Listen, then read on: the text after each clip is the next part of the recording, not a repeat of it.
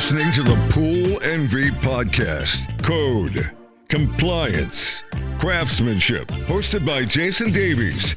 Let's dive in. First comes the pool heater, and then seems to come the endless problems thereafter.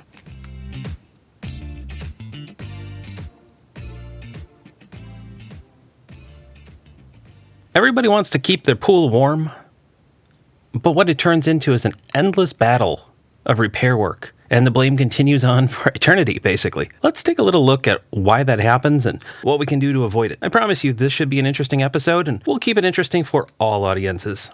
Why do we want a pool heater to work? Well, obviously because if they don't, bad things can happen. Can you imagine what would happen if Joe the handyman installed your gas furnace in your home and something was not done right? Do you imagine the consequences that can happen if carbon monoxide was leaking into your pool room? Well, let's try to avoid some of the common misnomers that happen with, and I'm not going to consider the consequences. My telltale sign that a pool heater was not done right. So when I walk into a swimming pool room and wonder why the room is just covered with this white dust. Top of the pool heater, perhaps the galvanized vent stack for the room is like turning white and starting to develop its own patina and pattern. And I think to myself, that's going to be an interesting project. That's why I do consultations first. I get a lot of calls of, hey, can you check out our pool heater? We have a brief little issue we'd like you to take care of. I promise you guys, it's never a brief issue. It's never a simple issue, and it's nothing uncomplicated. So the white powder I'm talking about gives me a hint. The white powder puts me on a little unique scavenger hunt, I guess we'll call it. This white soot is actually called zinc oxide. Basically, pool heaters burn oxygen, because if they didn't, they wouldn't work at all. What I'm talking about is makeup air. So we have to bring air into the pool room, we burn it, and we send it up the chimney. That's pretty much how it works. We'll dive into it deeper in some other podcast down the road. But for now, air comes in, air gets burned, air goes out. And what happens if we choke off that air supply? What if we don't have enough of the air supply?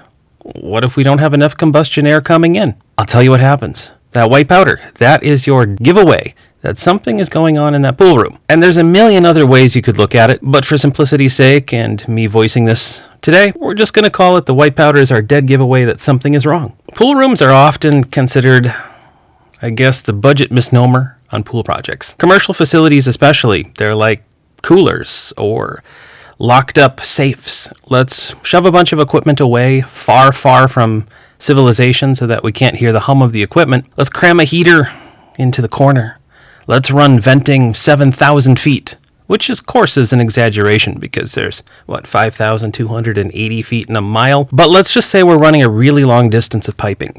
And we have to bring air in, we have to get air out. And sometimes there's going to be what's called back pressure, which is just a fancy way of saying there's air outside pushing back. And that's going to make it really hard to vent, probably going to lead to some of that white sooting, etc., etc.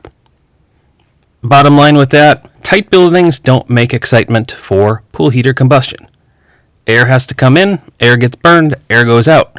And we need enough of it so that we have an ample supply of that makeup air. If we don't, we see fouling, we see sooting, we see white powder. We see an endless service call of, boy, this heater is really hot. Why isn't this going anywhere? Couple scenarios I run into. Just in the last, month or so. I've run into a situation where an unlicensed pool person installed a pool heater. The previous heater was about 300,000 BTUs, or a British thermal unit. It's the amount of energy used to heat some water up. That said, this heater has a certain ventilation requirement, and the homeowner got a different heater because it was convenient. Can't blame him. The pool guy, though, has a job to install a pool heater. He also has a responsibility to read the directions. There's a lot of safety things and directions that let pool builders know, hey, you're going to do something bad if you don't follow these. Anyway, enough on the safety stuff, but just do what's right and do it often. This heater was upgraded to a larger unit, same size ventilation as a smaller unit. What that led to was obviously an issue of carbon monoxide making its way back into the room. That's not a good thing. Thankfully, it's also code that carbon monoxide detectors are placed in pool equipment rooms. And we were able to resolve the situation by changing some ventilation around. Another telltale sign, I had a call just this summer, and I know I hurt a few people's feelings over this one. I don't apologize because I do what is safe and I do what my license requires me to do. I had a photo of a pool room. Of course, the white soot was piled quite high over the heater. It was a situation where the heater wasn't heating. I get that. But what I had noticed was the pool plumbing on the wall was also melting. I could see that from scorch marks. I could see the PVC had actually changed shape. And that's a big concern to me in a commercial facility, because I know that an equipment operator could be in that room and harmed if something very bad goes on. So in that particular situation, we knew that there was not enough makeup air. One of the other things I see are makeup air louvers.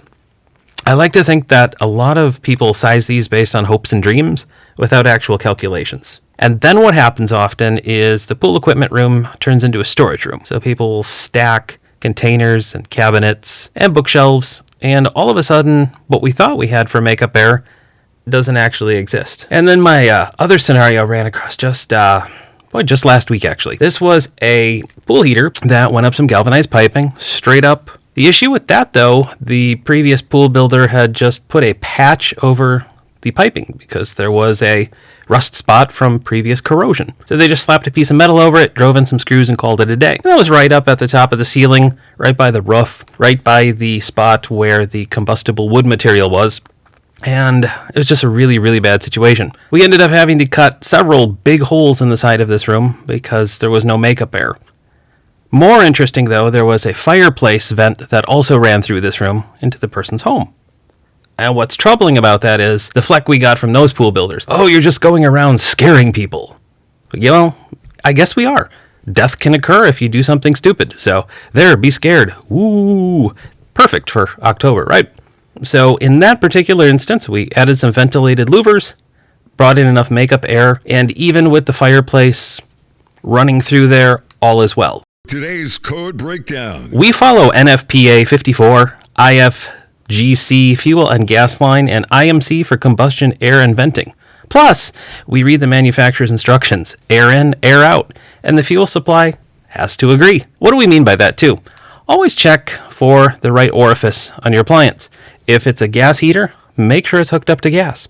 And if it's a propane heater, make darn sure it's hooked up to propane. And don't mix up the two. We'll save that for another episode of why. It's just not a good idea. So do you have reoccurring heater problems in your house? Here are some things that you want to ask your contractors before you invest in a new pool heater. And I'll give you an interesting tip on this one. If they can't explain this to you, it's probably a really wise idea not to have them install your heater at all. Okay, here's the first one. Are you licensed to install HVAC equipment? Scary, isn't it? All right, anyway. Typically, if the installer can't explain makeup air to you, it's pretty simple.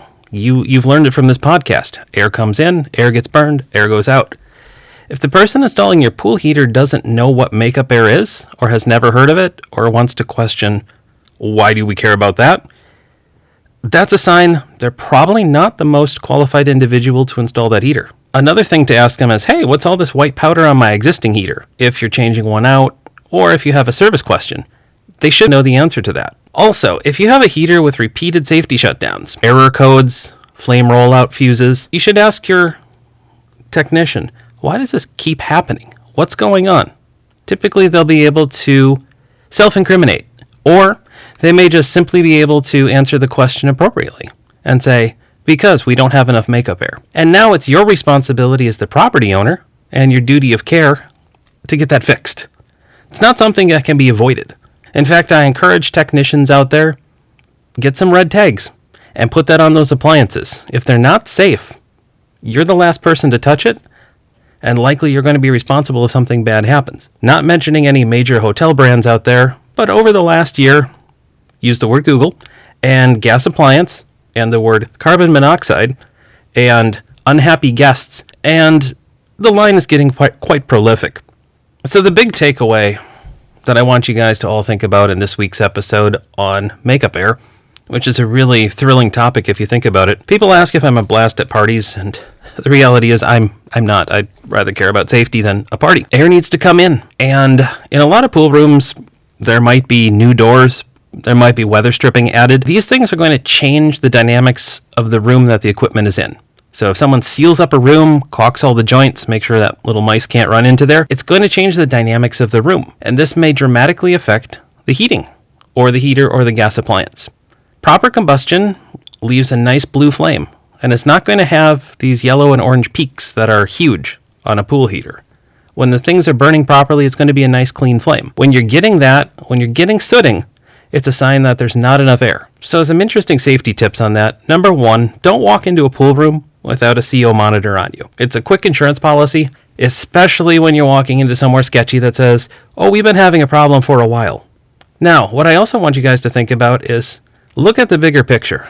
When somebody asks you to service a pool heater, if you are qualified to do so, ask the questions first. Have there been any major changes to your pool equipment? Did someone get a new pump? Did somebody get a new salt system? Has anything changed in that room? It's a question that helps you understand the dynamics of the environment and what's gone on before you. What you also want to check about, has anything been done for sealing up joints? Has there been any insulation added? Has there been any weather stripping added? Have there been new doors? Has anyone decided to use that pool equipment room as a storage unit? One of the big things I've run across, louvers being covered up by bookcases, for example. I recently had to turn down a pool heater replacement myself. I walked into a facility and I saw a bunch of insulation wrapped around ducting. Completely inappropriate, not fireproof, and not safe.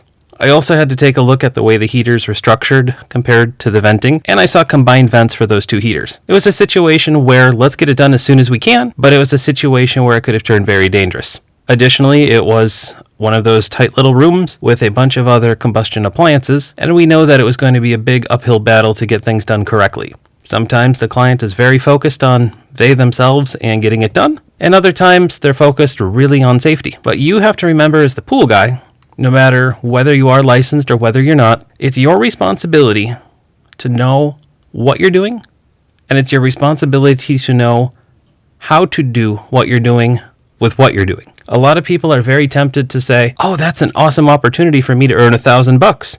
I'll go install a heater today. If you don't know all of the aspects of ventilation, makeup air, combustion, and many of the other safety features that go into pool heaters, stop. One of the things that can help out, asking a licensed person to work with you, or have them do the job, and have them train you.